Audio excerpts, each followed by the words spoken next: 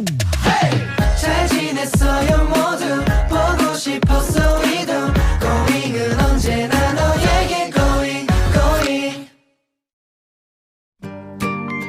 Assalamualaikum warahmatullahi wabarakatuh.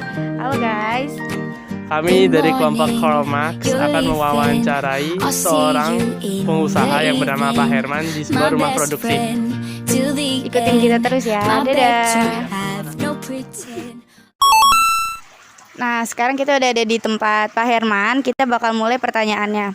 Yang pertama, barang apa yang Bapak produksi? Barang-barang yang saya produksi pada saat ini saya buat sofa ya, mebel untuk rumah tangga. Terus yang kedua apa tuh? Saya mau itu Pak. Yang kedua itu saya mau bertanya Pak, bagaimana Bapak memproduksi barang-barang itu Pak, sofa-sofanya? Sofa ini saya produksi ya dengan sendirinya dari hasil saya belajar ya.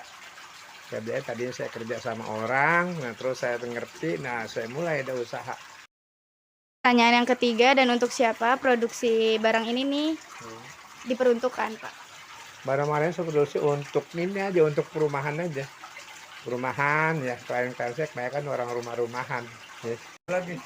Saya mau bertanya Pak, motivasi Bapak untuk mulai perusahaan ini apaan Pak? Motivasinya? Tadinya ya buat nyari makan. Masih akan buat keluarga. Dulu saya pertama-tama kerja sama orang, setelah saya rasa sudah mampu, nah saya mulai ada produksi sendiri. Kenapa Bapak ngejual produk ini, produk sofa? Kenapa Bapak ngejual?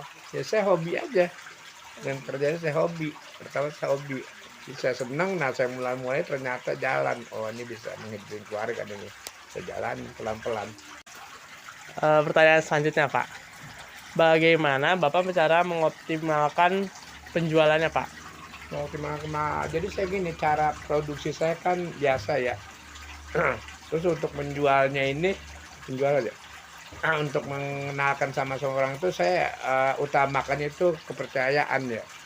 Pertama, hasil produksi saya itu mesti bagus ya. Kedua, kita mesti tepat waktu ya. Kualitas mesti bagus. Terus ya itu, dari hasil itu ya ternyata orang pada senang. Saya nggak melalui ini, nggak punya toko ya, nggak punya showroom. Jadi dari teman ke teman aja.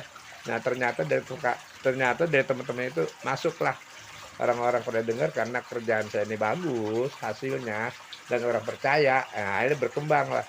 Saat ini saya nggak punya toko dan nggak pernah masang semacam online segala macam, nggak pernah.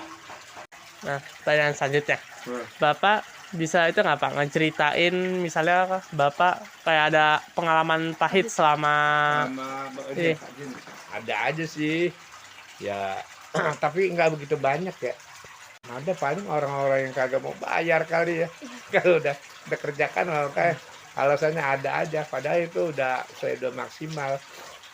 Nah Pak, tadi kan sebelumnya Bapak bilang ini sudah bertahun-tahun. Pengusaha ini Bapak sudah menjalankan selama berapa lama Pak? Ini sebenarnya saya jalan usaha dari tahun berapa ya? 90, 95.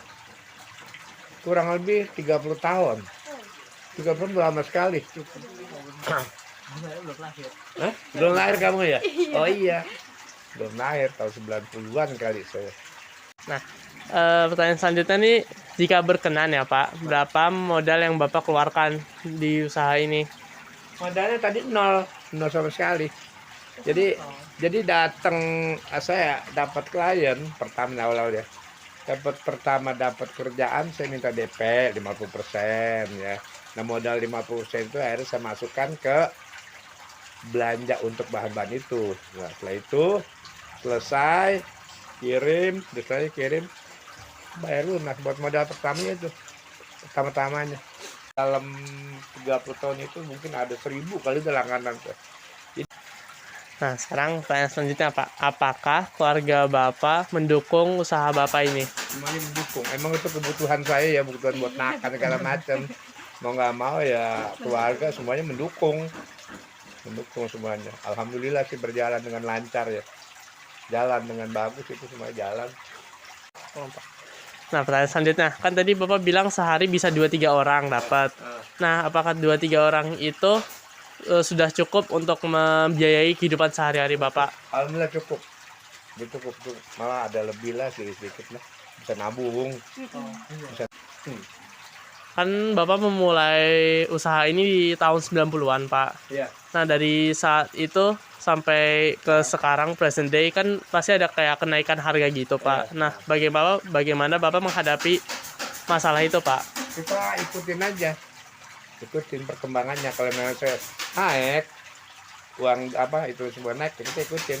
Karena mulai harga misalnya satu set untuk 1 juta. Nah sekarang kita kan karena bahan-bahan itu naik ya, naikin berapa persen.